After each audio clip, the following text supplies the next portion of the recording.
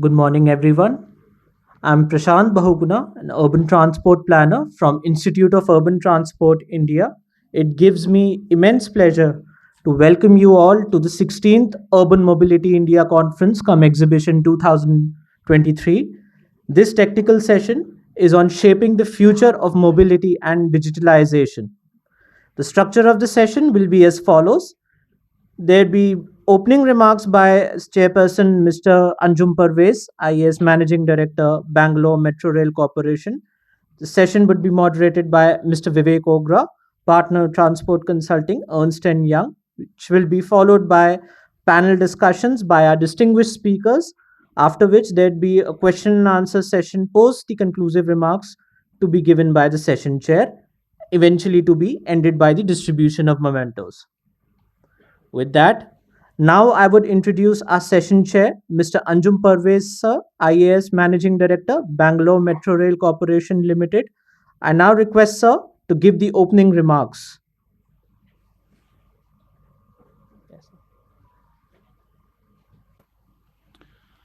Very good morning to everybody, and Mr. Vivek Ogra, who is going to be the moderator for this session, Nitin Nair, Vivekanand, Alok Jain, Prashant, Arun, Priya Singh, Sanjeev, and all the delegates who have come from different governments as well as different private companies and consulting firm and all those things. We all know the bustling urbanization which is happening in our country, and this urbanization has its own challenges. But today we are mostly focusing on the mobility, and the problem of urban mobility, especially which is happening in the mega cities, and it is the biggest challenge which every city is facing, especially in our country. Now, when we talk about the mobility, the first thing which comes to the mind is the urban mobility plan and its integration with the town planning, which is a very crucial, important factor, which I mentioned yesterday also. And that is one thing which is missing in almost every city, that there is a complete uh, disassociation, I can say, between the urban mobility plan as well as the city plan. And the second very important thing is that there are multiple way of transportation in the city. It may be public transport, it can be personal car, two wheelers, cycle, three wheelers, auto.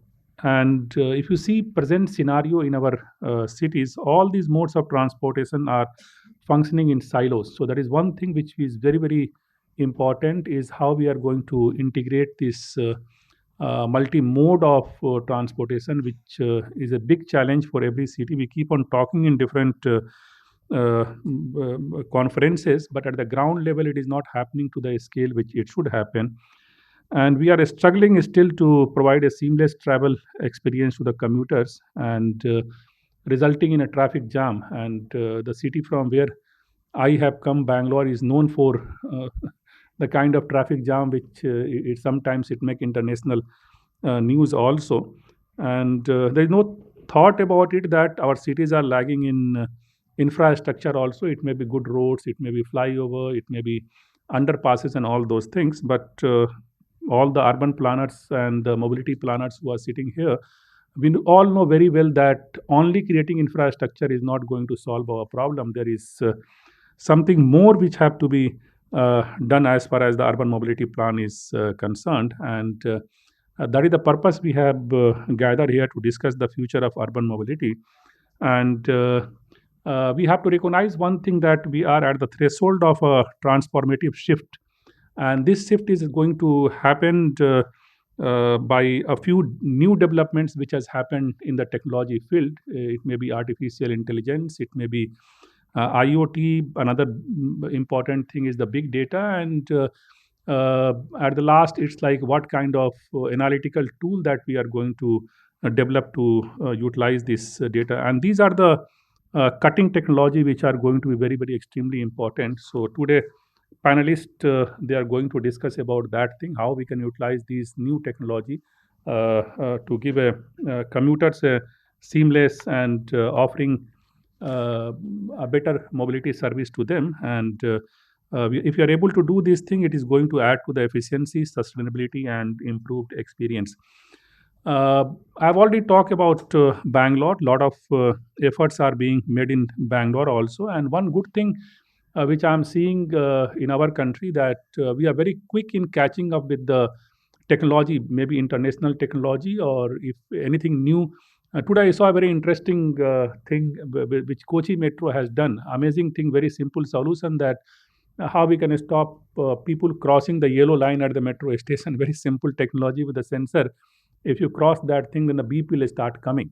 Now, this is a very cost effective technology. I asked them how much it is costing. They told me it's just 20,000 rupees per station. But you can imagine the kind of safety that you are providing to the thing. So one good thing about our country is that we are very quick in learning that thing, and every city is going through the unprecedented economic growth, and the most important thing in every city, if you go, the people always talk about uh, the big jam and all those things that we are talking about. So we need some level of convergence of all these new technology which are coming to take a quick decision in this thing. If we have to see what all different cities are doing in Bangalore itself, like we have started a artificial intelligence driven traffic management system, and it collects data from different junctions, and it decides.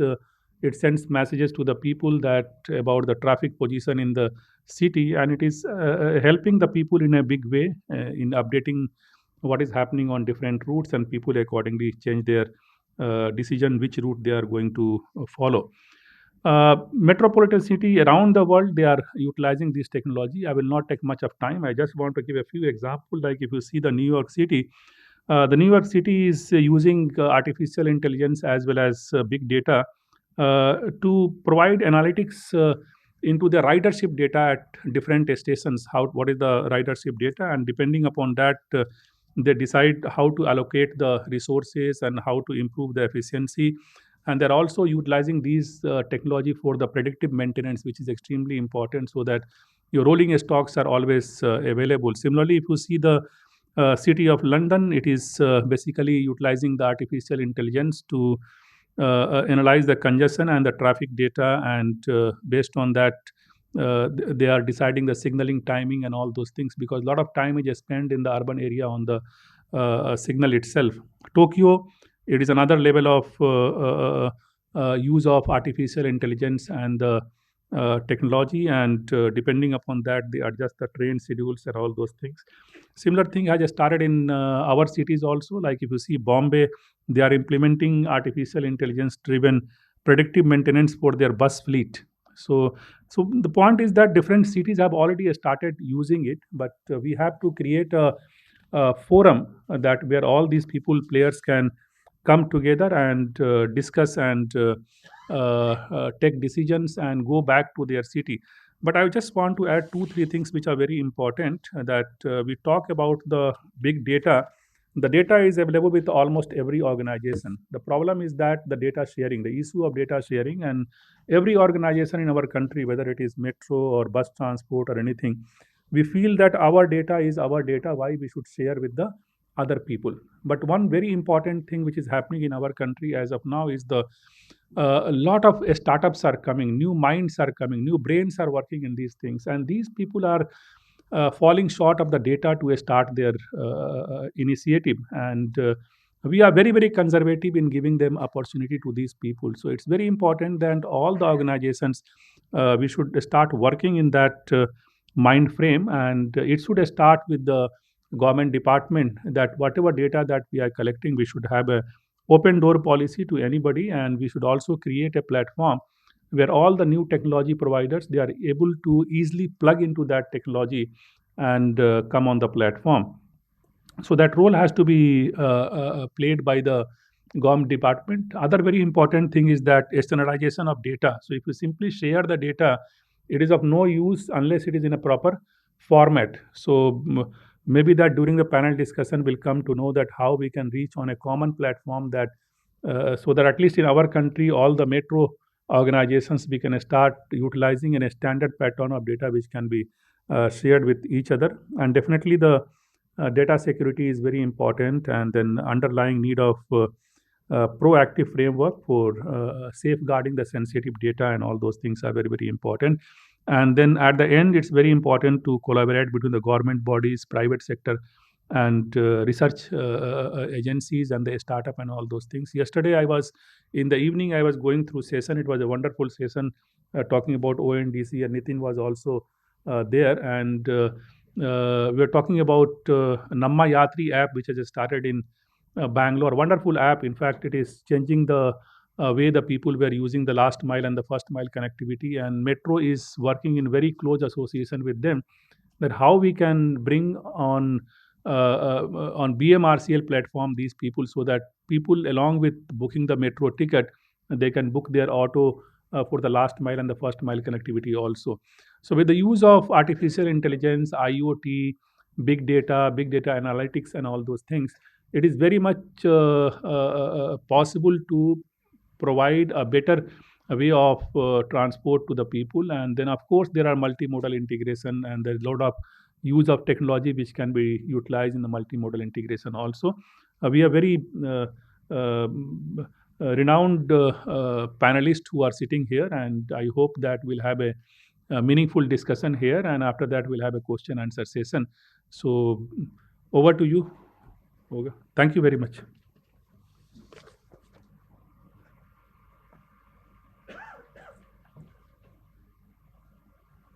Thank you so much, sir. Now I would invite upon stage all the panelists of the session. Firstly, Mr. Arun Bothra, Managing Director of Capital Region Urban Transport Group. Sir, please come on the stage. Secondly, Mr. Sajeev Maheshwari, Executive Director, IT and AFC, Delhi Metro Rail Corporation. Followed by Mr. Alok Jain, CEO and MD, Trans Consultant Limited.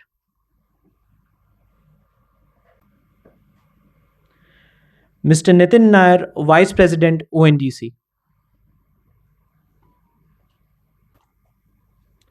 Mr. Prashant A. Bosch India. Followed by Ms. Priya Singh, Co-founder and Director, Chalo Mobility.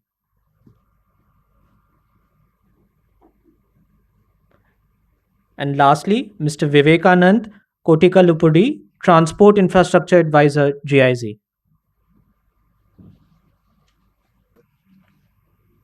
I now introduced our session moderator, Mr. Vivek Ogra, a partner in transport consulting Ernst& Young's. I now hand over the session over to the moderator for further proceedings. Over to you, sir.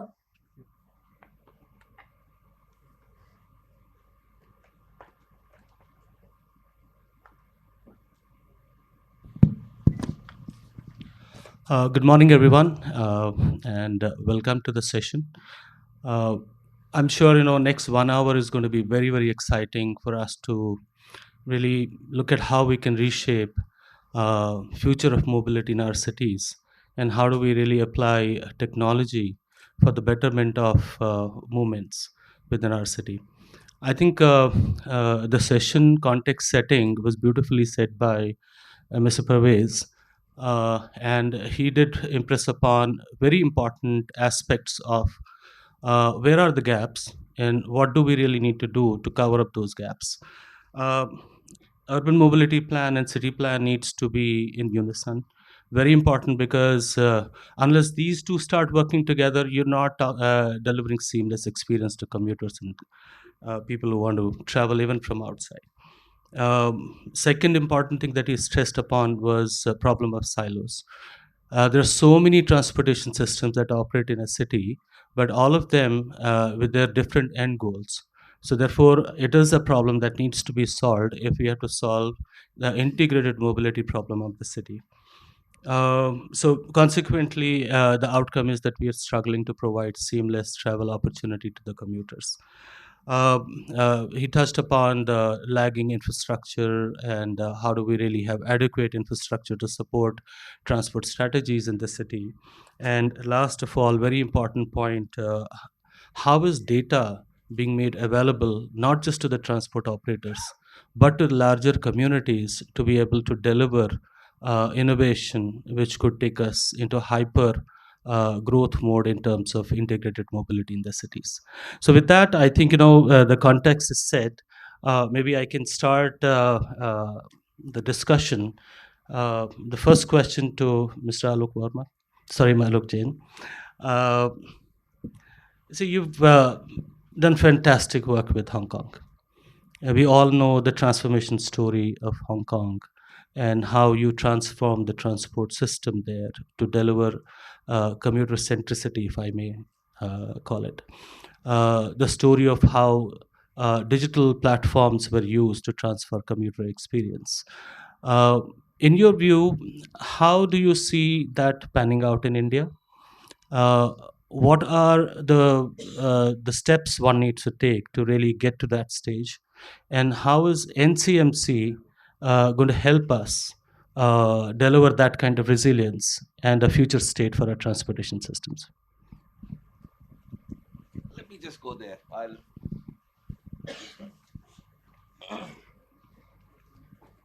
But I think I'm loud enough without microphone as well. Right? Everybody can hear me in the back? Okay, I'll do a bit of a magic show. You have all registered for the conference, right? How many of you received this one? How many of you have actually solved this problem? How many of you used this one?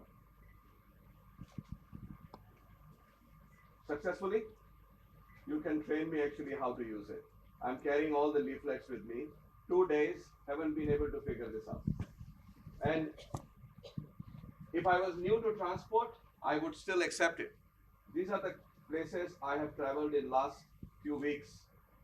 I'm carrying all this transit card in my wallet. This was right there. I just pulled it out. Took me 5 minutes to learn.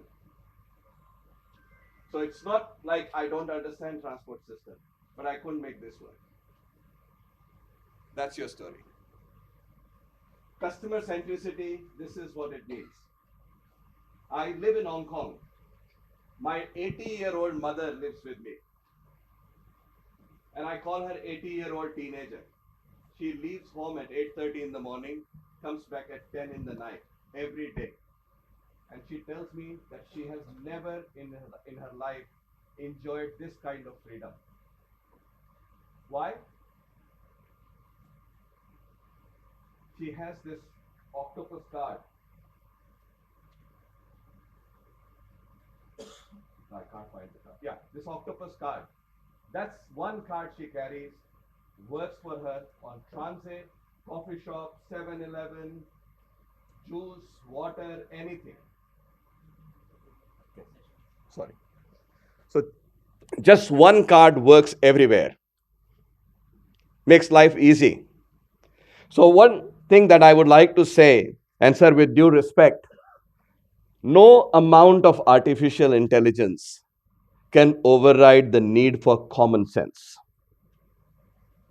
And I think this is something that we need to put into our mindset, that technology is a tool.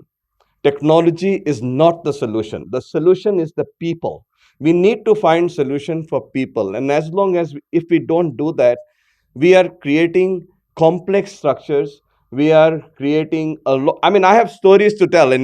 I've just been 3 days after I came here back to Delhi after a long time. And just simple travel on a public transport system is a challenging process. Simple ticketing is a challenging process. The price is very low compared to anywhere in the world, should have been extremely attractive proposition. But it's the resistance that comes is because the signage is poor, wayfinding is poor. I can throw you many challenges. IFCO Chalk Station. Here's one challenge for you, those of you who live in Gurgaon. I will drop you blindfolded on the concourse level. And if you can find the name of that station, I'll give you an award. There is no name. How much does it cost to put a name of a station? 10 rupees? I'll sponsor it. But we don't do that. These are the simple friction points which we have not addressed. I used to run the metro system of Hong Kong. In less than 200 kilometers of network, we carried 5.6 million people per day, 56 lakhs people per day. We never boasted about the kilometer of the network, but we were very proud of the number of people we carry. My targets, I was responsible for revenue delivery. My targets was people, customer satisfaction. My salary was linked to customer satisfaction. If customers were not satisfied, I didn't get paid full salary. This is the kind of framework we worked in. And honestly, that is customer centricity to me. We need to find solution not for the top 10%. We need to find solution for the bottom 10%. The moment we have designed the system for someone who comes from a village, someone who's not doesn't have a fancy degree, and they come to the station and within 5 minutes they are able to use your transit system, we have solved the problem. It's the lowest common denominator always that we need to focus on. We are always focusing on the highest denominators. We are looking at people who come with who should know everything. You register 3 times, you open this app, you do this, you do that, and then you download this, and then how many of I mean, I could not do it honestly with this card. I do not know how many people can do it.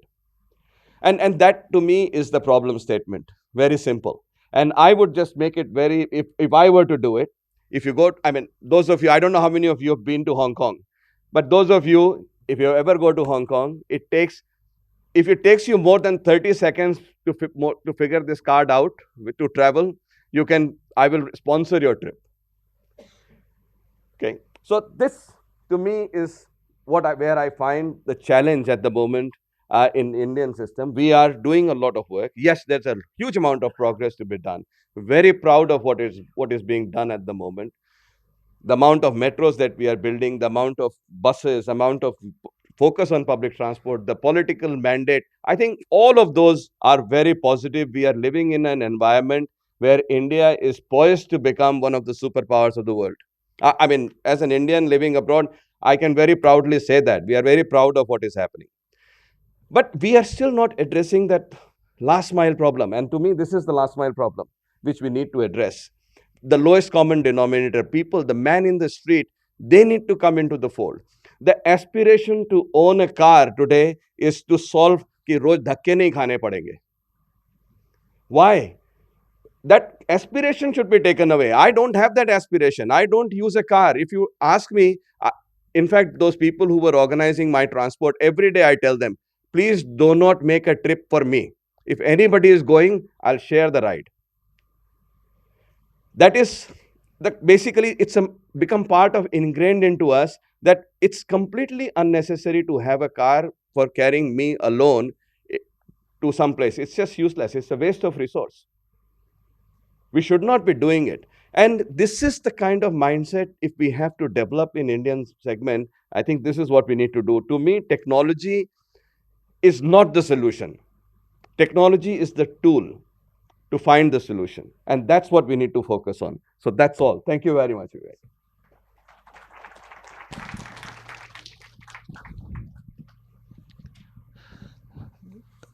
Thank you so much for being absolutely crystal clear about what needs to be done.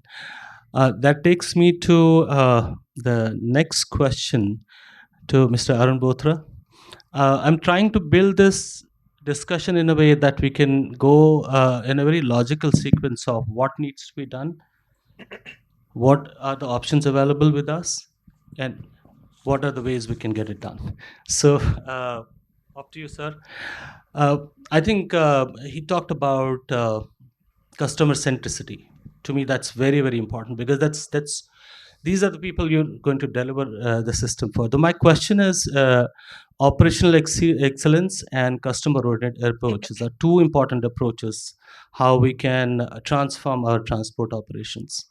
Uh, what do you think public transport agencies can do to institutionalize this at the core of its functioning? And how do we bring sustainability in that thinking and operations, which can obviously mean that there's going to be innovation as a constant outcome of this whole process? After you, sir. Yeah, thank you. Uh, Chair of the session and all the panelists here and all the friends.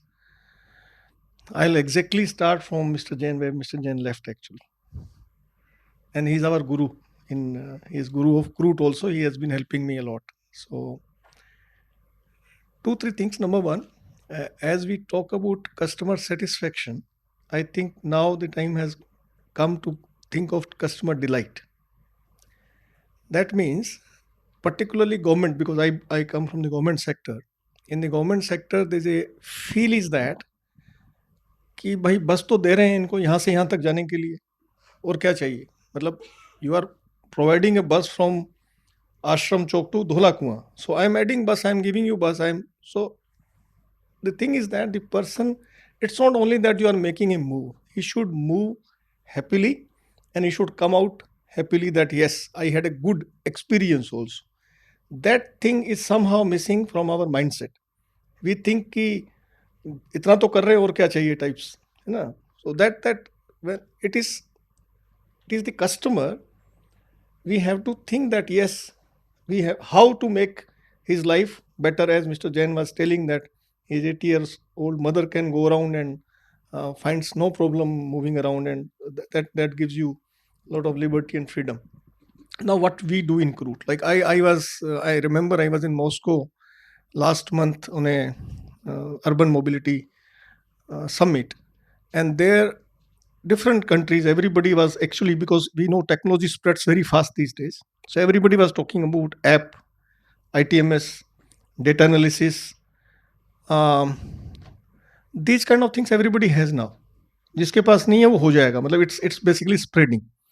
I said the same thing there, that yes, all these technologies are there, but ultimately you have to think about the human beings both side. My conductor and my driver, if they are not behaving properly, what is the use of all these swanky buses? If the bus is not cleaned up in the morning at 4:35, then what is the use of saying that we have this model and we have EV and this and that? So ultimately the humans, like for example what we do, I'm coming there now. Our all our staff, we give them soft skill training for 2 weeks before they go join the operation. They are our ambassadors. They're not only ambassadors of Mobus, my company, this brand. They're also ambassador of my state, my city. अगर आप भुवनेश्वर जाएं and if you ask my conductor that where is this particular temple, he will tell you, and he will also tell you the history of the temple. He will also tell you कि किस बस से कहाँ उतर के कहाँ जाने से होगा. We thought like London too, we have put those maps on our bus stops, and now we have made the neighborhood maps. Like if you look at the map, not only that you will learn about the city, but you will also learn where to go, how to go. All these things we have borrowed from we have borrowed the ideas. So and how it comes from the regular feedback from the customers, and you have to value that. So we have made a rule in our company that anything coming on social media or from any channel, we have various channels. I would suggest you have to have many channels, like you have phone calls, you have people coming to you, you have emails, you have social media, all the social media channels, platforms. Wherever anything comes, in 1 hour we respond. Our response time is 1 hour. If somebody says कि वहाँ पे बस नहीं पहुँच रही है और कुछ problem है, something, in 1 hour we have to respond on the same channel, same platform, what we are going to do about it. That much is the our accountability towards. Like I'll give you one or two small, very quick examples. I remember when I was MD last time. This is my second tenure. One boy, he wrote there was a tweet. He tweeted, and I'm pretty active on Twitter. He wrote a tweet that my bus, can you change the bus timing? Because our class, class gets over at this time, and by the time we go to the bus stop, the bus leaves 5 minutes before, and then we have to walk for about 1.5 kilometers to go to next bus stop and take some other buses. I got the tweet in the morning at 8. I saw in 8 in the morning.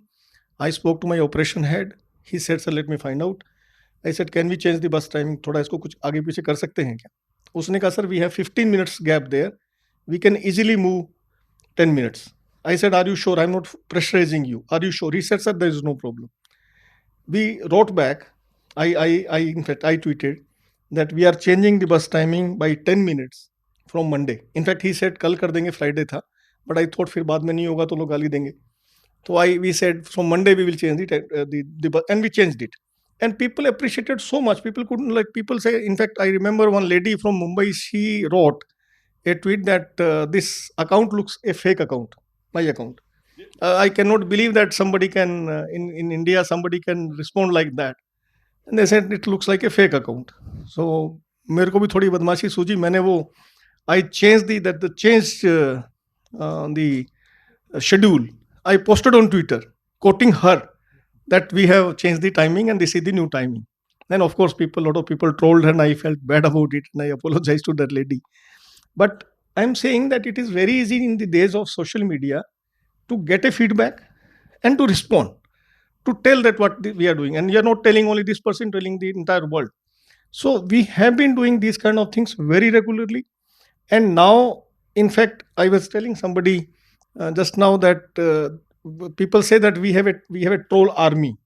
Crude owns a troll army. We don't have any army. But if you write something against Crude, people will start trolling you. People will start trolling you because they say that we travel in the bus and we. So, lastly, if you are responding to the people, then there's a brand creation. Ultimately, all of us know the brand. If you create a brand, then things becomes very easy. So I have large number of things to share on that, but we have been able to create a brand and people are very happy with us. And most of the credit goes to not only good operation. Of course, operation precedes, because if you don't have a good operation, then you cannot have a good communication. What will you say? अगर आपका बस नहीं चल रहा है तो लोग तो फिर आप क्या कम्युनिकेट करोगे? But so you have to have good operation supported by a good communication, only then it will work. Thank you so much. Thank you so much, sir. Beautifully articulated how CRUT is delivering customer centricity. So it's not just about technology, it's really about organization's ability to be able to have customer centricity at the heart of its concern. I think very well articulated, sir. My next question is to Mr. Maheshwari. Data privacy bill is there, and we all are talking about how data is so important in our pursuit to deliver seamless services. DMRC is practically the lifeline of how it moves people in Delhi. And it's also probably incumbent on DMRC to lead the change in terms of making data available to the ecosystem so that it could meaningfully spur innovation, lead to integration of services, and therefore solve a lot of these pertinent problems as far as transportation systems is concerned. So your view on how DMRC is really looking at this piece of the transformation?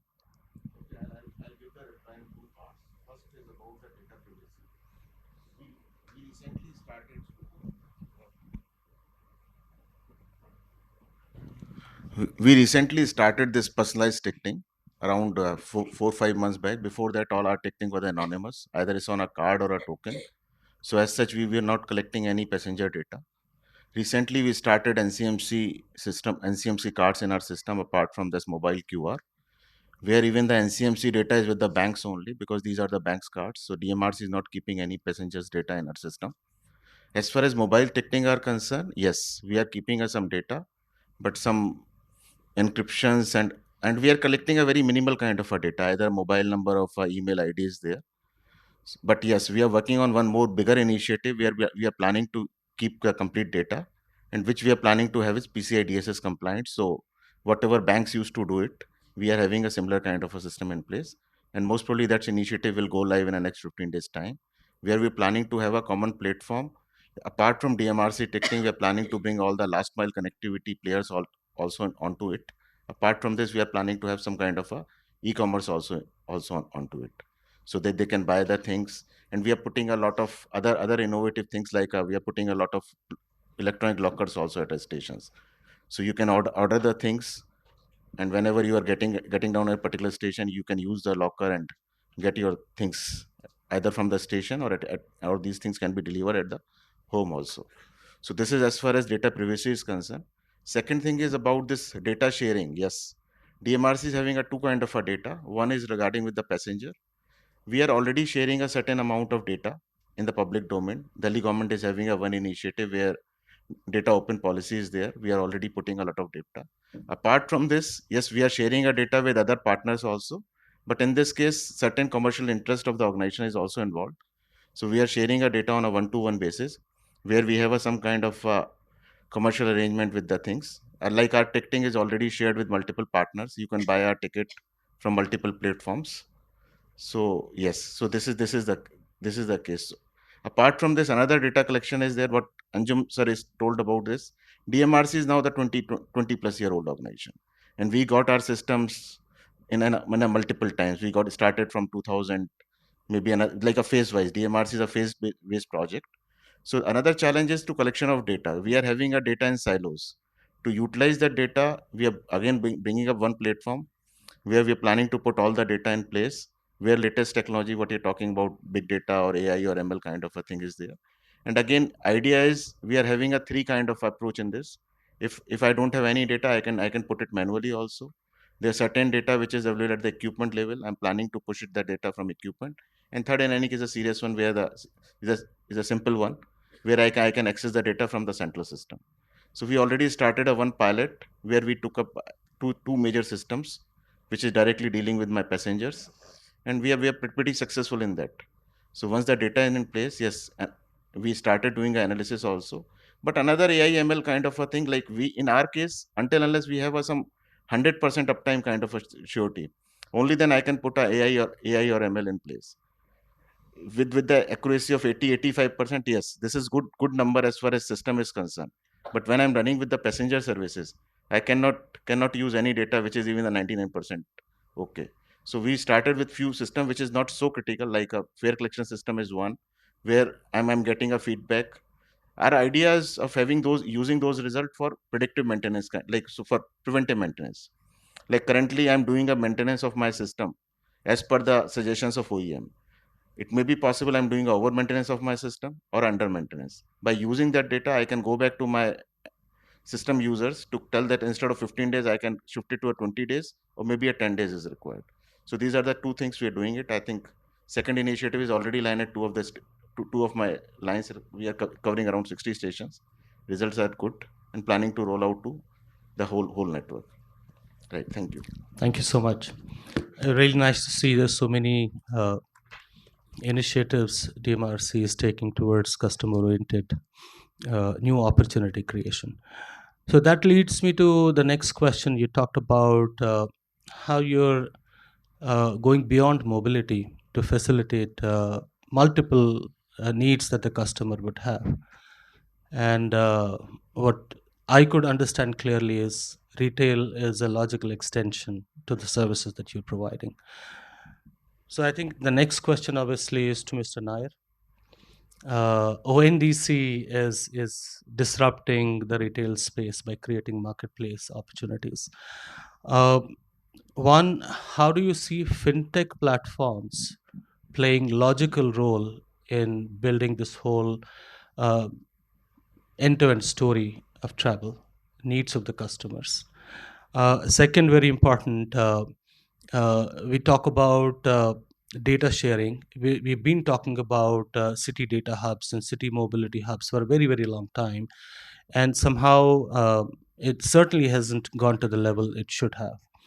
How is ONDC and its mobility initiatives disrupting this space and creating the right kind of opportunities in short term and mid term, keeping the views in mind?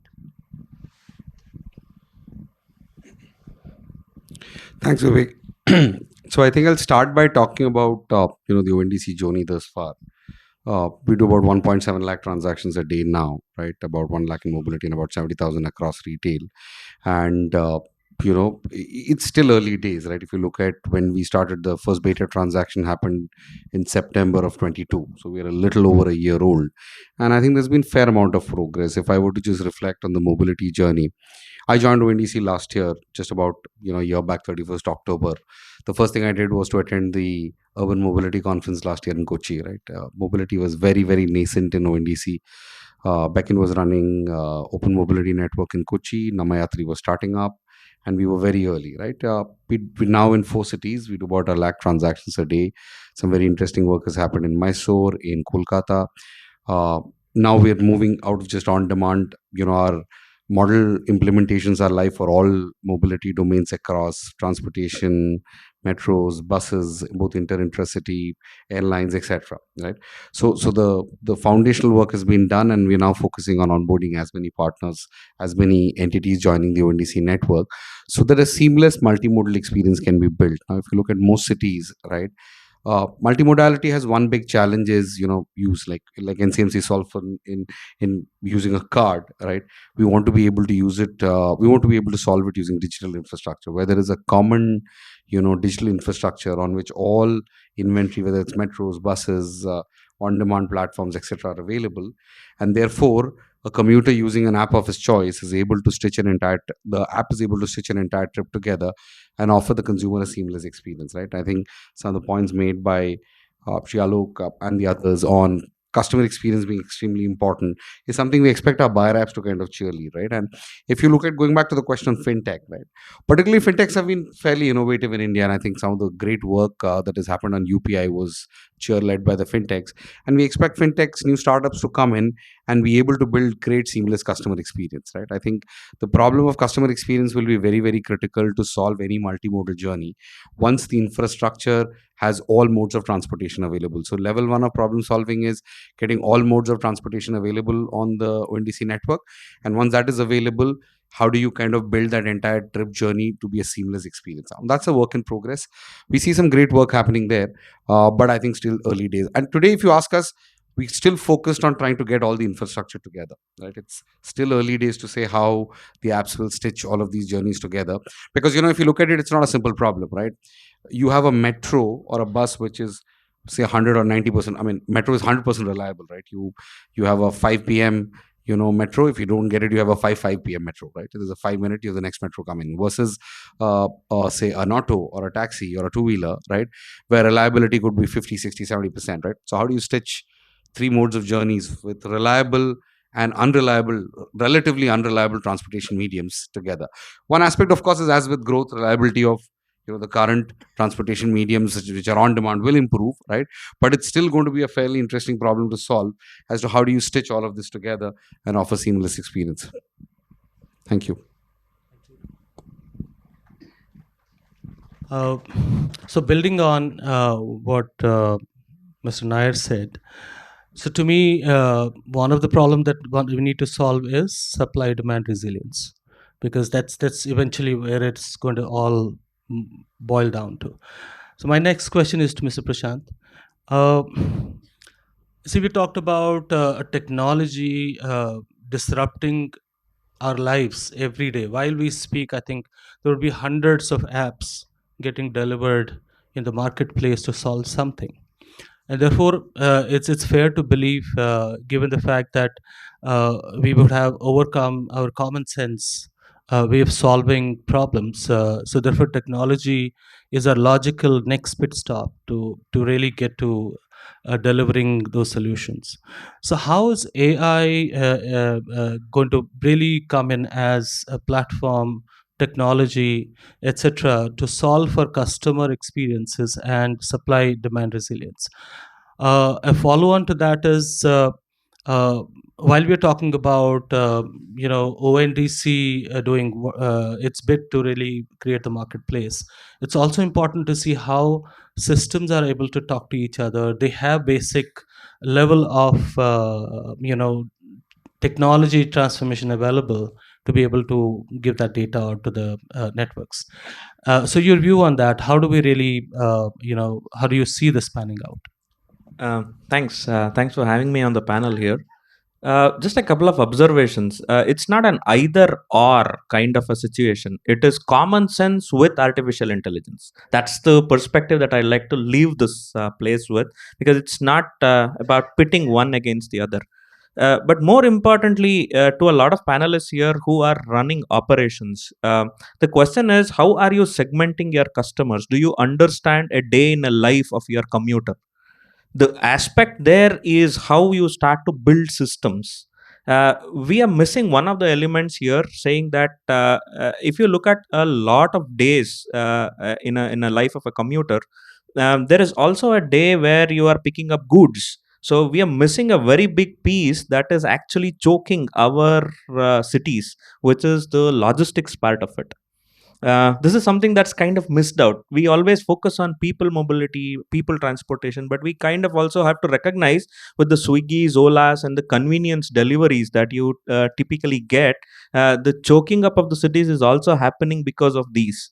So our ability to now say how are we going to create platforms, I think the fintech is where we also have to learn from. If I now look at the Sahamati or the account aggregator concept that the guys have introduced, that's a classical place where you can actually have a repository and then use the data as per how you want to kind of utilize that part. So coming back, what I want to make a mention here is customer satisfaction versus customer centricity. That's the part of the AI where I see this. Satisfaction is about saying, yeah, the immediate need, but your ability to anticipate that need and not have that guy question it, that is what we should use data for. So this is the aspect of what artificial intelligence throws out insights. And the aspect comes back saying that how do we look at it at a systemic level, like you mentioned, because when you look at a city and then look at it as an economic engine of growth, it has to have a systemic view there coming in, where you're talking about different modes. But somehow the reason for administration of creating let's say a metropolitan bus transport, a metro rail, is primarily to bring efficiencies of administration. But unfortunately today they are now kind of creating issues, because it's not very easy to talk between each of these particular. So what do we want? We want a local maxima or a global optima. Yeah, I mean, this is the challenge that we will have to now overcome. This is possible with seamlessness in terms of data that kind of continues to flow. And then if I now look at UPI as another inspiration for us to look at from a transportation perspective, uh, there is a certain subsidy that the government is giving, so the transaction between the users is kind of taken care.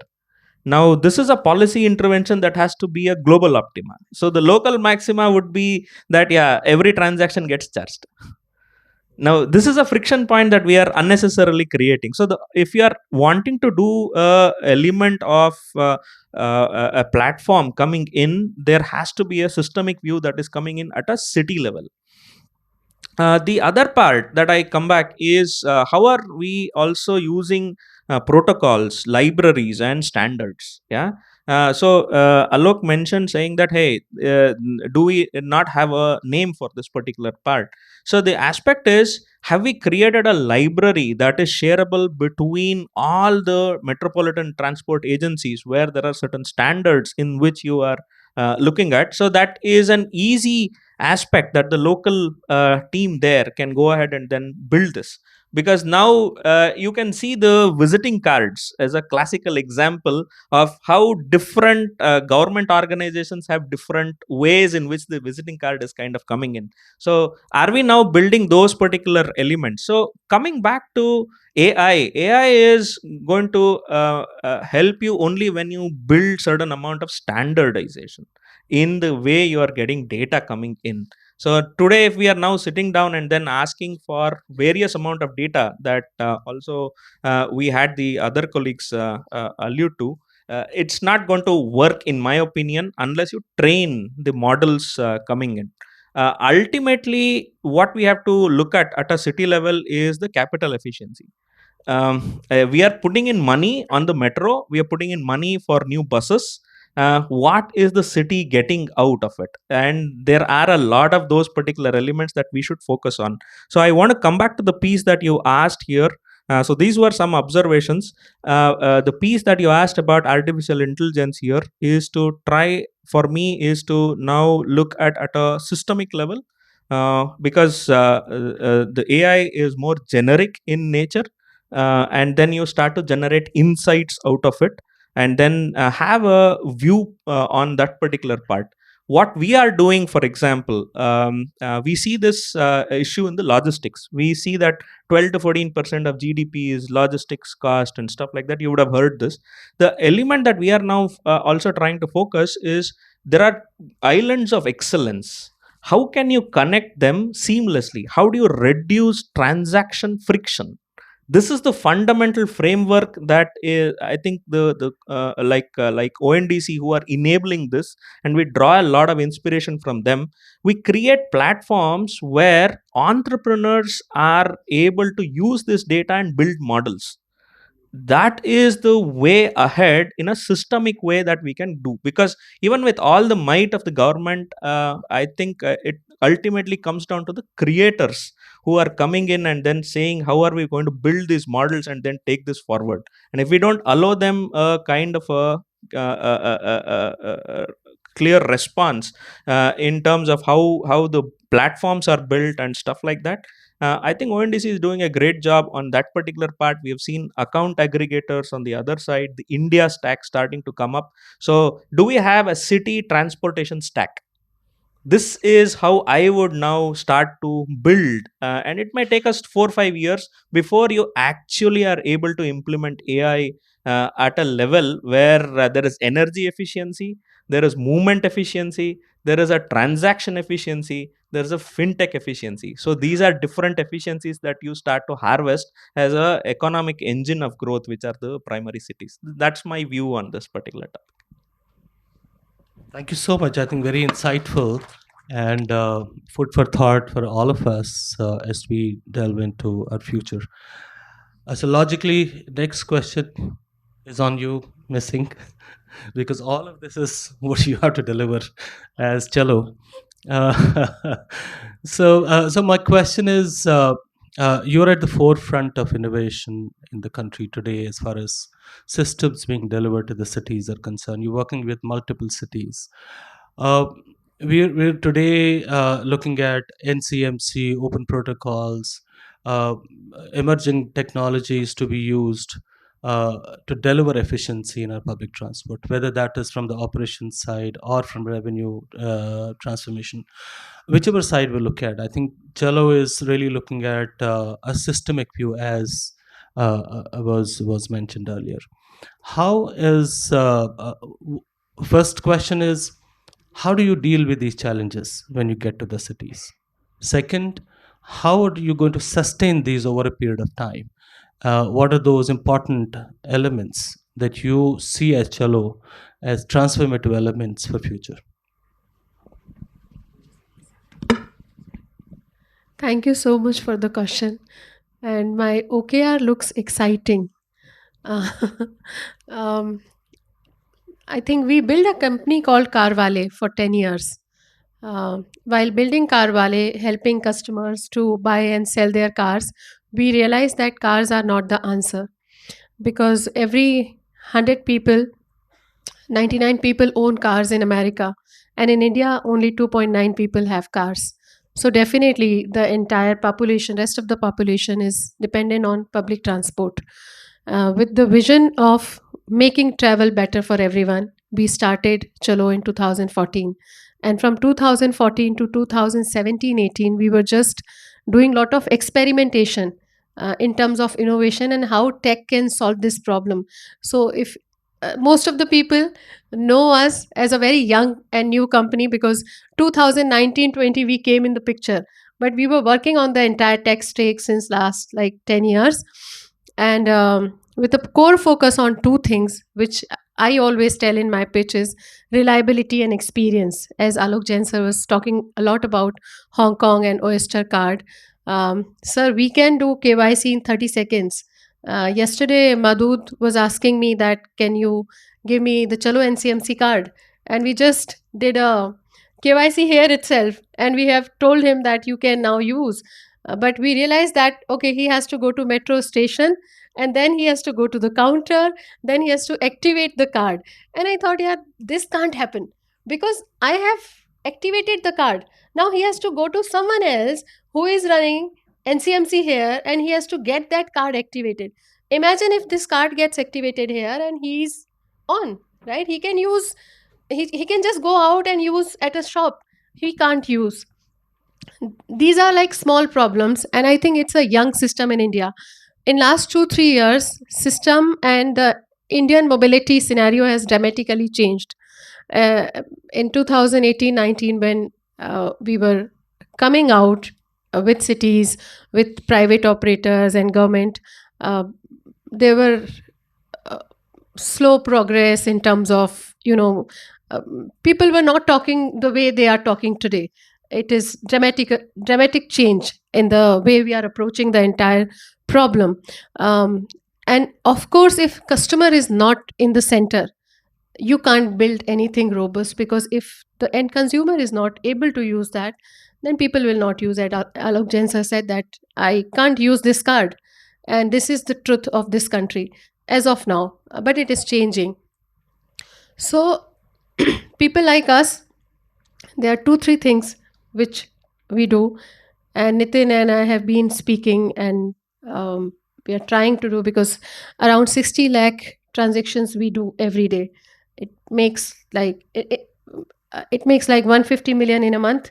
And if we see the best story where we have implemented the entire model in West Bombay, Mumbai, Mumbai. Okay. So 21% people are already using digital. And when we talk about consumers, it's not only card and availability, it's about accessibility of the card. So if your conductor is selling the NCMC card, it becomes easier and accessible, because otherwise he has to go to the counter, he has to buy the card, then he has to get somebody to activate that card. तो हमने बस के अंदर ही conductors को दे रखे हैं. अब conductor को जब आप देते हैं तो you get another problem of when you are making something digital, then one major problem in this country is the pilferage. So what we are innovating is that we are creating a small incentive system with the conductor itself. So when Arun sir spoke about the training, we do not only talk about the digital thing, we also talk about that how do you solve the integrated approach, not in terms of multimodality, but also in terms of the entire human factor of it, that you need to train the conductor, you need to take care of the driver, how they should behave. So a lot of behavioral training we are doing, lot of incentive programs we are talking to operators and government, that if conductor is selling the NCMC card inside the bus, it becomes easier for the person to buy card anywhere, and it becomes easier for conductor also to sell when he is getting incentive. So the because anyways आप बस में वो पैसा loose ही कर रहे हो, तो इससे अच्छा है कि आप उसको थोड़ा सा सैलरी बढ़ा दो, या उसके ट्रेनिंग्स कर दो, उसके फैमिली प्रोग्राम्स कर दो, which is what we are innovating with. Another thing which I think we should do is the entire approach to um, private operators onboarding, because 67 to 70% buses are still run by private operators in this country. And unless and until you onboard them with the entire interoperability and multimodal transportation, then it becomes difficult for us to get a good result. और बहुत ही कई जगह बहुत fragmented market है, कई जगह बड़े बड़े ऑपरेटर्स हैं, तो आपको दोनों तरफ के लोगों से डील करना है कि उनको कैसे.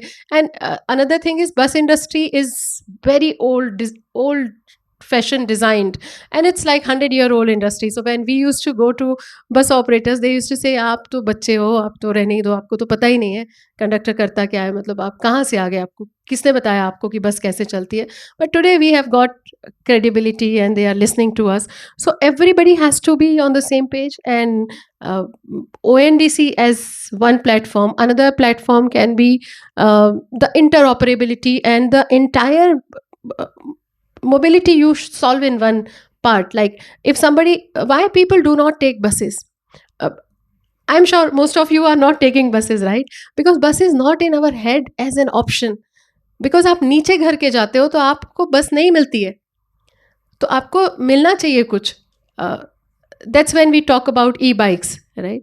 So if somebody is giving you journey planner, which is what Chalo is doing in Bombay and everywhere else, that journey planner, you can just open the app and you can plan your journey. that okay, you go down, and in Kochi jaisi cities wherein we are actually tracking ferries also, and we are connecting you with Ola, Uber, Auto, every possible mode of transportation you can get on the app. So you have to be liberal in consideration in data and accessibility, and also you can provide a single journey ticket or tickets like one ticket for entire journey. You can do that. This is what we are doing too.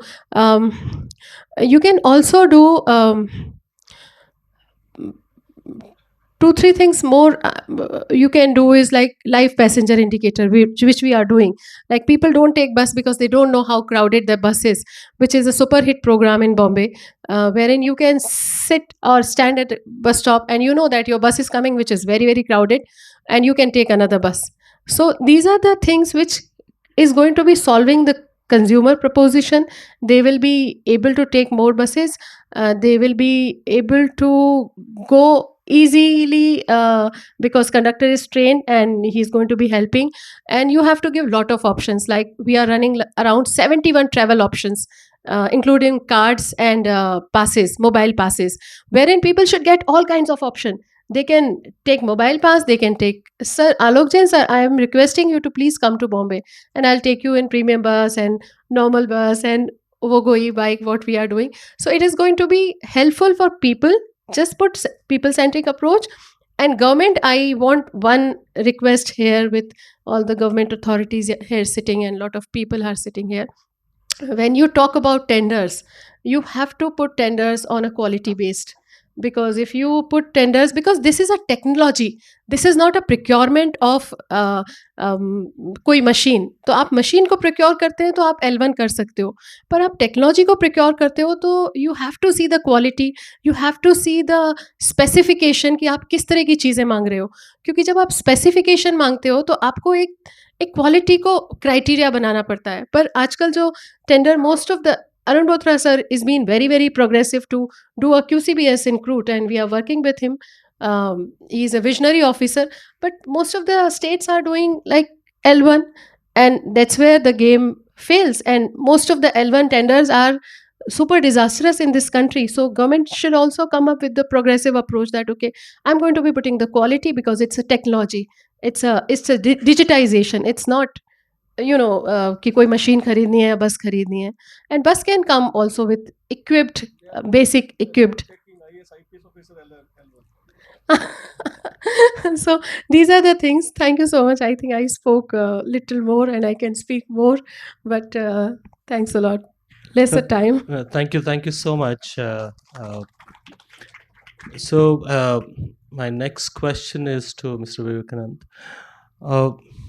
See, we started this journey a long time back of how cities can digitalize different functions, and therefore we could have a common digital view of the city, which could be utilized to deliver better services. And in transport, I mean, transport was one of the important area of transformation as far as digitalization is concerned. What we've seen is that while digitalization has happened to an extent, but its impact on operational efficiency is still in question. How is it really impacting your insights to action journey? How do you get the right insights and how do you actionize those? I believe that's an area which is very very important to look at, because the moment technology starts delivering its impacts and you can design for your future, you will be oriented towards delivering an efficient customer oriented system. How is GIZ looking at this transformation, and what are your plans to work in that area? Thanks, Vivek. Digitalization is basically a transformation. It's a process. So the quick answer is that it has to be internalized within the organizations which are doing it. This process has a lot of steps, and these steps haven't been internalized. We've seen this. A lot of STUs, of course, and a lot of other entities as part of the Smart City mission have gone ahead with a lot of digital devices, etc., being deployed in the cities, in the buses, etc. And But then what they have basically been lacking is that they have not looked at it in a visionary manner.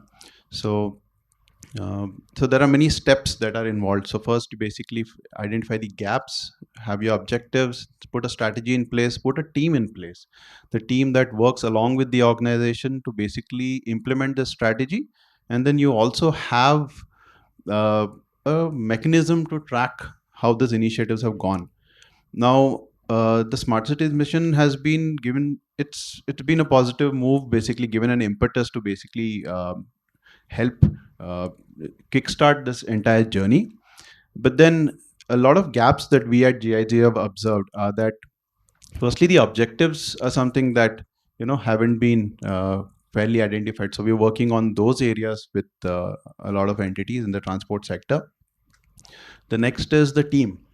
So this teams, it's not easy for any organization to build a team which is digitally skilled, etc. And it takes a period of time for them to do that. So we are working along with them on that journey. And the third and the easier part is basically to look at how to track these digital initiatives. So there's a lot of data flowing in. A lot of this data, we work with a lot of cities in trying to bring up data dashboards so that they get insights. Now these insights need to flow back into these organizations through their internal teams, because that is what will only then impact the day-to-day operations. Now these teams are tough to build, so we are there with them, trying to help them understand these metrics and try to see how day-to-day operations have to be improved. Now, over a period of time, it's come to a stage now that a lot of these cities, a lot of these STUs in the transport sector, they are looking at getting the next generation of devices, whether it's GPS, whether it's ticketing machines, etc., forward integrated with a lot of other features for smartphones and so on, QR code based. So that's another challenge for them, that they are not able to articulate their requirements very clearly in the market. So that's again an area where we believe a lot of support is required. When they look to procure buses, whether it's electric buses or any other buses, a lot of standardized specifications are out there. So that makes it easy for them. But then when you come down to these aspects of procuring these devices, even a cloud platform, they really aren't able to express themselves really well. So we are trying to work with them on those aspects. I think across the country, there have to be standards written down so that the cities are able to use those in a template form to be able to procure these services and goods. Now, under the Nirbhaya scheme, there are a lot of other things that have come in. There are cameras that have come in. A lot of cities have gone ahead with GPS and so on. So again, standardization of this kind of procurement, etc., can be done, which will help these cities. So those are areas where we are trying to work with the cities. Now, if you look at the data that's coming in from this, so there's a lot of other aspect, and everybody's spoken about it, the customer centricity. So it's not just operational efficiency that's one outcome of digitalization. There is the customer centricity also that can be brought in. Of course, like I said, it's a transformation, right? So customer centricity is also a large and a long transformation for these organizations. So it's not going to happen soon. But then if they're at it, there are a lot of things that can be derived from this data, which can help them become more customer centric. So these are areas that we have identified, and we are slowly working with certain cities. Of course, we, through our own experiences, have realized that at places when we've also tried answering it in pockets at places how we felt looking back at our work. So now we are trying to look at it in a holistic manner, where we try to be with these STUs from beginning to end in this entire journey. And I think it's going to take a bit of time. There's a lot of mindset change that needs to happen, a lot of capacity building that needs to happen, and we are at it. Thanks. If I can add something here, I'll just tell a very personal experience how we are facing problems because of the standardization thing. In Bhubaneswar Smart City, this project of Cruit and Mobus was under the Bhubaneswar Smart City. Now they created a very big IT setup, control room and app and everything they created. And simultaneously, because everything was moving together, they ordered buses. Now our app was not working properly because there was some problem. It was not syncing with the ITMS system put in the buses, or whatever you call AVLS or system, or it was not properly working with that. we had at least 10 meetings. Now they have already put a technology, and the buses are coming with a different technology, and they are not syncing, they are not talking to each other properly. Now then what to do? Because they cannot change the system, so they said you have to procure new those AVLS in the you put the in the buses and it will work fine. Now the buses are of course the gross cost model buses. So we talk to the bus operator that you change them, okay, we will pay for it, no problem, but you change it. Now he says that my company Tata and Ashok Leyland, they say if you remove this, your warranty will go away. So he said, I will not change it. I cannot change it because I will lose my warranty for this 10 years warranty. Who is going to pay for it? So I'm stuck because now we are stuck because on that side my app is not working. That side, that control room say that we are working fine. That bus is said I'm working fine, but my customer is suffering. So this is very common problem. Now we have scrapped the entire thing and we are creating a new ITMS system. But last 4 5 years, my people are suffering. So it's very valid program. Thank you so much. I think my view is we've had a very wholesome discussion on the topic today, and we've had views from everybody who is trying to being part of this transformation journey in cities. So we can now open the floor for questions, and after that, I will hand it over back to the session chair.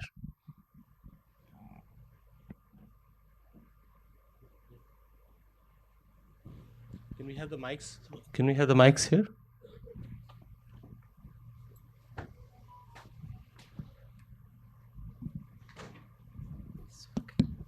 Good morning. I'm Dr. Kalsi from Haryana Metro.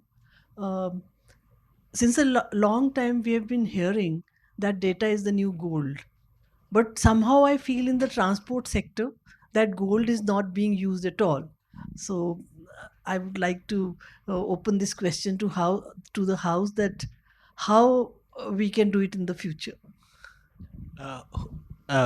Could you please direct who should answer this question? So,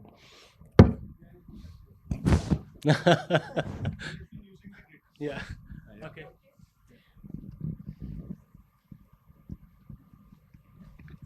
It's the same thing when we in the house, in a kitchen, you buy a mixie, right? Mixie can do wonders, can make a lot of things.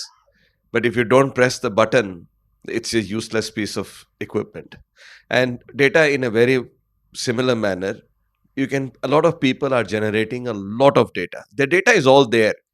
But data, if it is not used in a proper manner or timely manner, I think that is a better word, it it becomes it's like a the pond. If the water is not moving, then it pond starts to stink. So this data becomes useless exactly if you're not using the data. So data has to keep flowing in the system, only then it generates value. So people need to have this whole value chain creation, and data transport can generate the data, but this data is consumed or can be consumed by city authorities, planners, everyone. When I was running buses in Hong Kong, I used to claim this with government that I know more about the city than you do, because I fly every street of the city. I know what is the condition. I know what is the road condition. I know where people are going. Whenever there is a new housing estate that opened in the city, I knew exactly where they were moving in from, because I could see in my ticketing pattern where the ticketing stops and where the new ticketing pattern starts. All kind Now you can see the value proposition is not just for the transport operator. The value proposition is for the entire ecosystem in the city. We talk about smart city. Smart city, this is just a piece of the puzzle of that smart city which you need to solve. So the value proposition is whole there. We cannot just look at it that data we have to generate. Sensor and data has become a very fashionable thing. We are, everybody wants iPhone. uh, what percentage of iPhone are you using? Let me just do anybody uses more than 20% of the features of iPhone? You all want to buy a new model of iPhone, but how many people use more than 20% of the features of iPhone? But we all want a bigger one.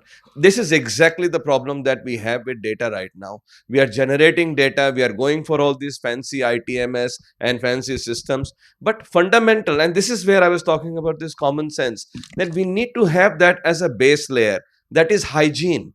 If we don't have that base layer, anything above that is not going to sustain. So once we start creating that base layer, then we can of course move to the next level. AI is a very useful tool, there is absolutely no doubt about it, but prior to that we need to educate our systems and people who are running those systems on the use of those basic hygiene for things in the data ecosystem. I just Hi. want to add one thing, that data, too much data we deal with. And if authorities, we work with authorities and we work with operators. So we always ask them, what do you need? What do you want to see? Because data is huge. And I always ask my commissioners, my MDs, that, sir, what are the dashboards you want to see? And how do I make you successful? So if somebody is working with you, ma'am, as you are in the government sector, you can always tell your town planners or city planners or whoever is your private partners, they can sit with you and they can design the entire dashboard for you. And you can actually see lot of things and make changes in the city as per the planning. We have done it in Indore beautifully. The entire scheduling part was changed, the entire duty planning part was changed. Bombay mein we are doing like 200 tap in tap out buses. We started with 10 buses, now 200 digital buses we are running. This is all because of data and lot of innovations. So I think the authorities and operators, if they are very progressive, they can actually tell us, people like us, not only chalo, lot of people are working like us with government and operators. You should demand, because we have experts and we can provide you anything. They should not be able to tell you that, oh, I can't see that, you can put this on hold. I'd like to add to what Priya said. One of the elements is there's a lot of transport planning colleagues who are sitting here. What's the standardized format in which we have AIS standards, right? So, what is the kind of standards in a city transportation stack that you want to have for exchange of data? This has to fundamentally come in. Then is the first step towards creating usable data, or else data is there, like what he said, it could be stink. But I think the transport planning community also has to come together and say what are standard exchanges of data. Because I am very sure that if I am looking at an API based stuff and I tap in, and this is the response that I get.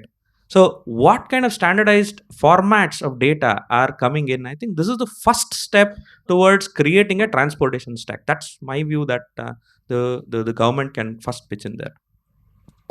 Everybody has something to add, so I also add something. Yeah, ma'am, this is, ma'am, I think chairperson in his opening remark, he said that the data has to be opened. The tendency to keep the data to ourselves.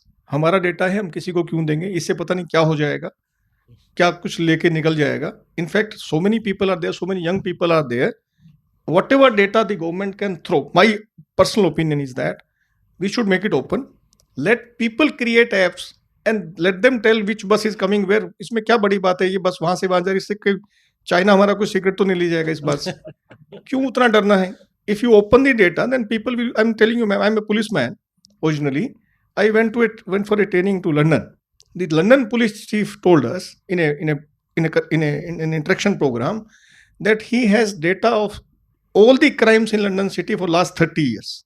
He said that we know in which particular street, who, when, what time attempted what crime, and what is happening to that guy and where is the person right now. He said that I can predict with 70 to 80% accuracy in a particular neighborhood which kinds of crimes are going to take place in next 1 month. हमें कल का नहीं पता चलता. We have the data. Note that we have a great system of CCTNS. Mr. Parvez might be knowing, we have a system of CCTNS which we have the entire data. Data feed किए जा रहे, निकलता कुछ भी नहीं उसमें से. Because there is nobody to analyze. If I ask for 10 more conductors and drivers, government will give me. Because there is a bus को तो चलाने के लिए driver चाहिए. If I ask for 5 data analysts, they will say, what do you need? Why you need them? उसका क्या करने का है? So I am saying, I'm telling you the practical problem. Practically, you need people who understand the data, who know the format, who know what to do with the data. And as Priya is saying, it's not that we can actually tell what we need. In fact, you can tell what we need. The issue is that we do not know also what we need. You have to tell me that this is the data, out of this data you can get out of this. Ma'am वो gold है लेकिन gold हमें पता नहीं चलता उसका. वो gold है, but the problem is that we don't understand that how we can use it. So the data is, I'm just telling very practical things because what I'm doing practically in my day-to-day life, I'm telling you. So unless we have the people either in the system who understand, analyze, and give us some insights, and if the system is not allowing us the people, then throw the data out. दो ही option है, या तो आप उसको analysis कीजिए, कुछ निकालिए उसमें से. अगर आप नहीं कर सकते तो पब्लिक को करने दीजिए, किसी का तो भला होगा कम से कम. Thank you. Thank you, sir. Vivek, I guess we are. Vivek, Ari? one question. Yes. Vivek, this side. Shirish. Hi, I'm Shirish Mahendra. I'm from GIZ. I have one question and is open to the panel. In GIZ, we have been at this mandate of digitalization aspect with respect to transport is very much, and we are really focusing on that with respect to digital solutions and all those things specific to our public transport. But when we are discussing this with the important players who are there on ground with respect to optimization or all those tools, we realize the cost intensity is so high. I mean, they're super costly stuffs, they're super costly optimization tools, or the softwares out there that. And India being a very cost sensitive thing, and becomes really very, very difficult for even the STUs and the public transport organization to really start those decisions, even though they have the long term benefits. But how to really solve this problem? I mean, I'm just trying to understand how to really solve this problem, how to fill that gap. Because when you really go for a low cost intensive solutions, you don't have that guarantee. But what going to be the outputs are there from that. So how do you see this problem? The second thing is Chalo is also there, some kind of a data sharing protocol. How do you really see that between the organization and the organizations like Chalo? How do you really see the data sharing protocols being used and being managed there? Thank you. Maybe. I think the first question has been answered before you even asked the question. Mr. Botra has very well addressed. I don't think there is anything that needs to be added. Low cost solutions are best. If you cannot use it, if you find it too onerous, too difficult, just open it for the people. People will come, they will innovate. There are enough kids in the school, and honestly, they know. I always say this, that that when today's children, when they come out of a college, they are far more intelligent than what we were in our age. Okay, they are much more aware, they have so much information, they have so much talent and capability. Just give it to them, they will open it up. In London, when they opened the transport data, there were 150 apps. Every color, everybody's preference, there was an app available which was doing the journey planning. This is exactly the kind of ecosystem we can create with open data platform. So that issue, I think, Mr. Botra has addressed so well already, that cost is not a barrier. Cost only becomes a barrier when you create asymmetry in the system, where we create these walls, and it's the cost of breaking the walls which is more than actually using the data. My question is to the backend side of it. I mean, a user side of it, I understand when you open the data, there would be a certain integration things are possible, but the backend side of it, where the STUs are using the data and they face that problem because of internal capacities and the problems in the capacity within the capacity of that system. Well, I think that the likes of Chalo are doing the backend system literally for free, isn't it? That's how I started my speech, that for 5 years we have been working on the data before we came in the picture in 2018-19, like solid level. So we worked really hard to understand the data and work towards the consumer centric approach. So when you talk about that backend में data sharing, we are very open. There is an impression that Chalo is conservative, and some people actually ask me that why don't you guys share the data or make it open? We are very open, but when we talk about the commercials and when we talk about sharing the load, people have not been they have not been very generously coming forward to share the load. Google has done this with us, and we are sharing most of the data with Google. And whoever is ready to share the load and share the equal proposition, we are very happy. But my CTO and co-founder Vinayak literally stood on the bus stop for 2.5 years just to get the accuracy right. So live tracking 99.97% is accurate. So if I have worked really hard for this data, then you respect me for the data, and I am ready to share everything. But you have to respect me at that level, which is what we don't get. So as Arun sir said that I should be telling you, yes, I am ready to tell, but please invite me, please call me, please call Vinayak. He will tell you how the entire country's data look. And some of the STUs are doing incredible job, like Kerala, Biju sir. He just calls us ki ye data mujhe dikhao Priya, and I make sure that he has to see. And I ask him ki sir, ये तीन चीजें ऐसी दिख रही हैं, can we just design something here. Then there is private operator. When we work with government, private operators come, हमारा data उनको नहीं देना, गवर्नमेंट को आप नॉन डिस्क्लोजर साइन करो, which we have disagreed, because this can't keep going in this country for long. And everybody has to understand that interoperability and accessibility of data is going to solve. Look at the GPay and UPI. Everyone is changing, and if you're going to do it in transport, I have been in like 10 forums since last 2 years. Everybody is talking on the same topic and nothing is moving. I keep talking on the same thing, and I don't know. I'm sorry about it, but I just got very passionate and upset about these things, because we should do it. And I agree 100% we should do it, but we should come on the platform and talk on a mature level that we need to share the data.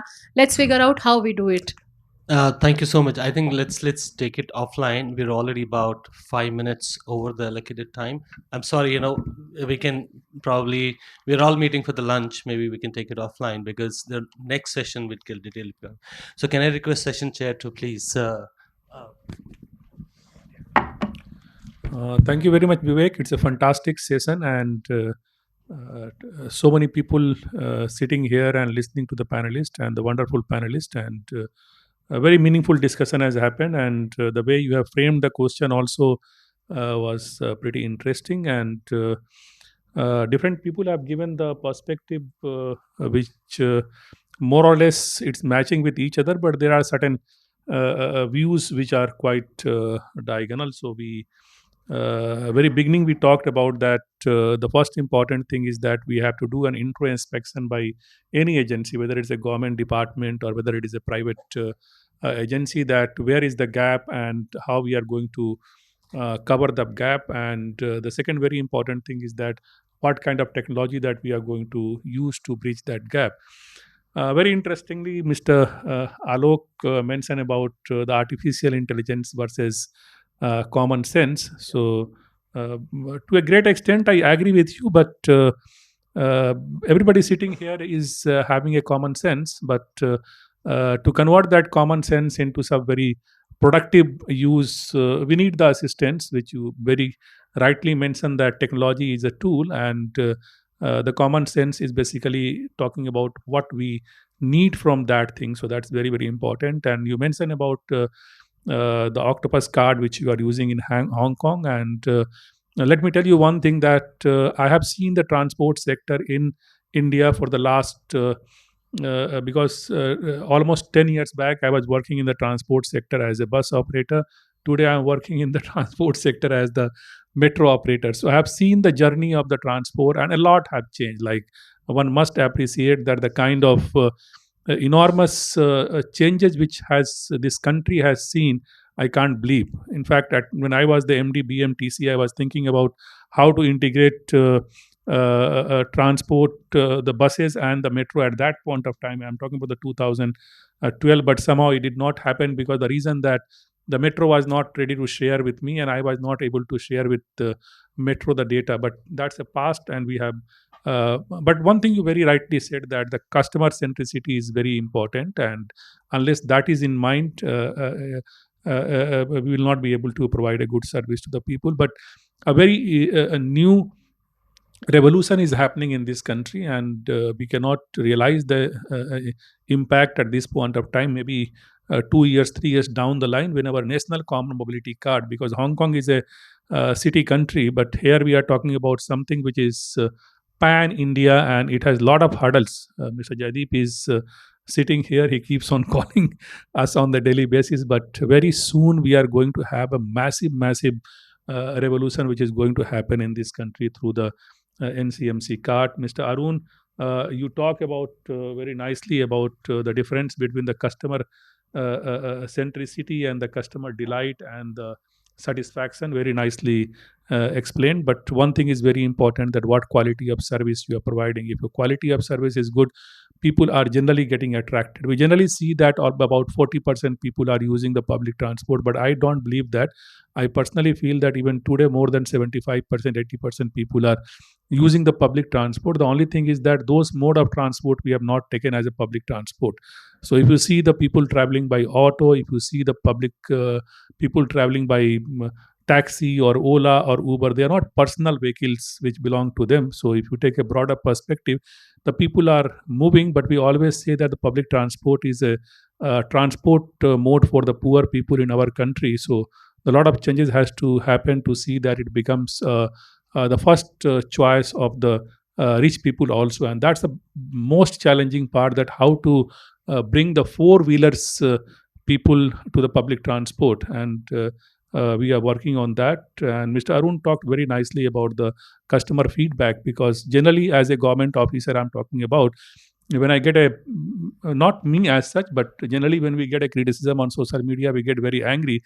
But it has to be taken in a very positive stride, that if somebody is abusing me, he must have gone through a big pain. And at least I will tell my experience of Bangalore Metro, that a lot of reforms which we have taken in Bangalore Metro, these are all based on the people's feedback, which came as a criticism, and we took as a challenge that we have to solve this problem. So that's very positive thing. Maheshwari talked about the data privacy and a common platform to be created for the first mile and the last mile connectivity. And I'm very happy that Chalo is doing that job, and many more people are coming forward to assist in that.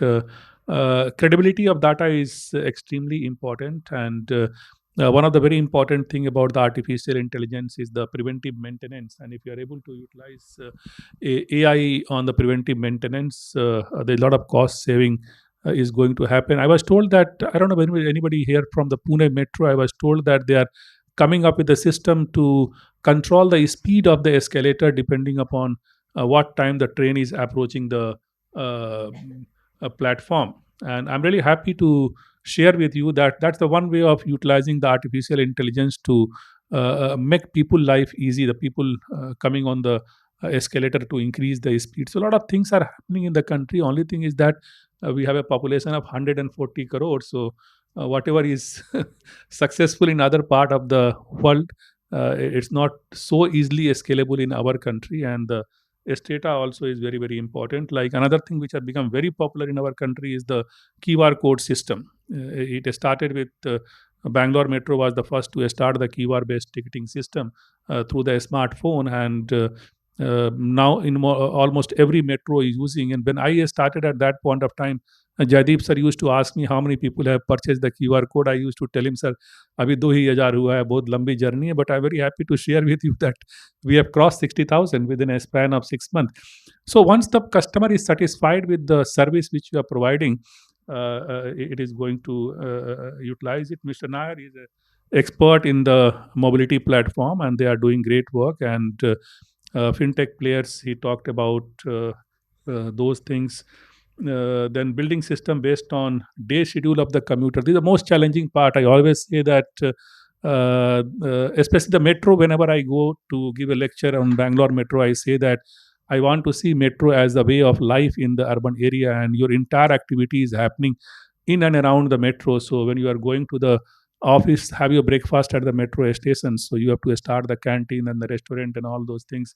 Go to the office. When you come back, you want to make your own food, buy your grocery from the metro station itself, go back. So and then a lot of other things are happening like transit oriented development. So we want to bring more and more people towards the living very near to the public transport mode. Priya, wonderful job from two. I never thought that Chalo is so old, like 2014, and then now you are so popular, and you are bringing a lot of changes in that. You mentioned about very important thing, that is about the tender process you mentioned.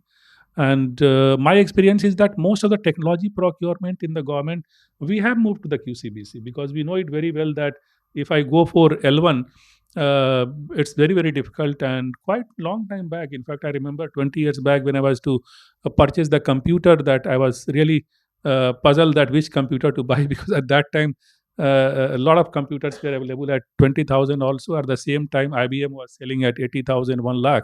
So that time only we started the QCBC. Then I'm really sorry about that organization.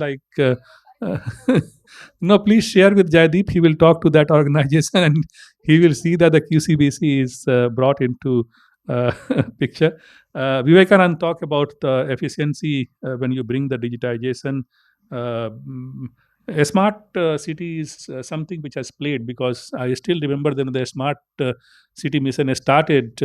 I talked to the joint secretary in the urban development department, and I asked him, "What is this scheme, boss? क्या चल क्या रहा है? करना क्या है इसमें?" He told me only one thing, very answer, that this is nothing but creating awareness about the digitization and the different platform which can change the way you are living in the city. And he told very frankly, boss, मुझे भी I am not very clear about the grand picture, but let us work together and evolve it. So that should be our tendency, that whenever any technology is coming in the market, whether it is a government side, whether it is a private side, we have to be very, very open. It's very easy for government to be very open on the data, Priya. Okay, so we are coming to that thing because the demand is very, very high.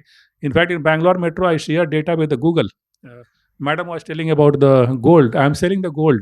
Basically, I have a MOU with Google people. I charge them. I don't give free. So free is a rubbish. Like it's a garbage they will dump. So I sell them data about my passenger ridership and everything to the Google. And based on that, if you go to Google Map in Bangalore, you can plan your journey through Metro by Google app itself, rather than coming to the Bangalore Metro app. So a lot of things are happening. Become the government servants are becoming wiser and wiser. Okay, and I hope that the process continue. But we have to go a long, long way. Like if you yesterday also I listened about Hong Kong. Today also I listen. I think this urban mobility conference is learning from the Hong Kong experience, and let us hope that in coming days every city, the first Delhi has to become Hong Kong, and then after that the other cities will follow. So wonderful participation, and it's very rare to see so many people sitting and listening to the people. We could not get much time on the question and answer, but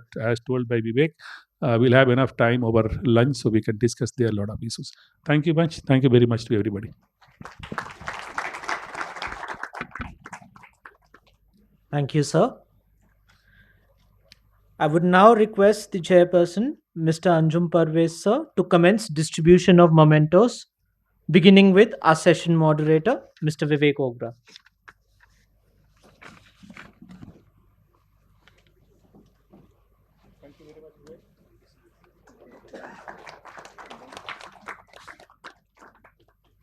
Followed by all the panelists, falling in order of appearance. Firstly, to Mr. Arun Bothra, sir.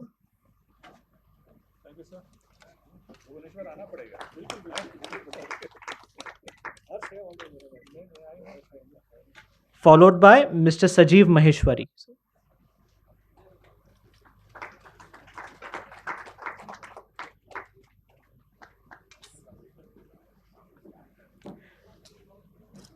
Next to Mr. Nitin Nair, sir.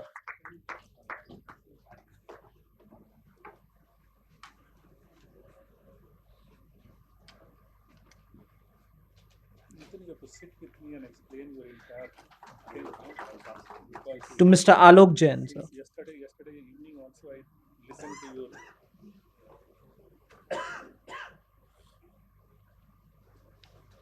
Thank you very much, sir. Why you left India and went to Hong Kong? Well, I've been there for 30 years. I used to come to Bangalore Metro all the time. This is the time to come back. Okay. I'm always available, sir. Thank you.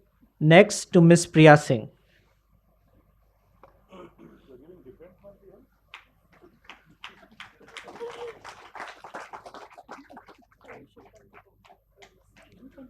Followed by Mr. Prashant A.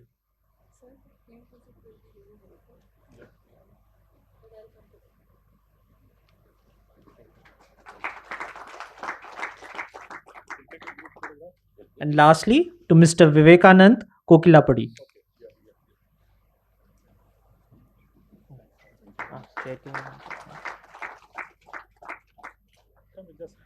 I would now request Sri Jaideep Sir, OSD UT Mahua, to present the memento to our session chair, Mr. Anjum Parvez Sir.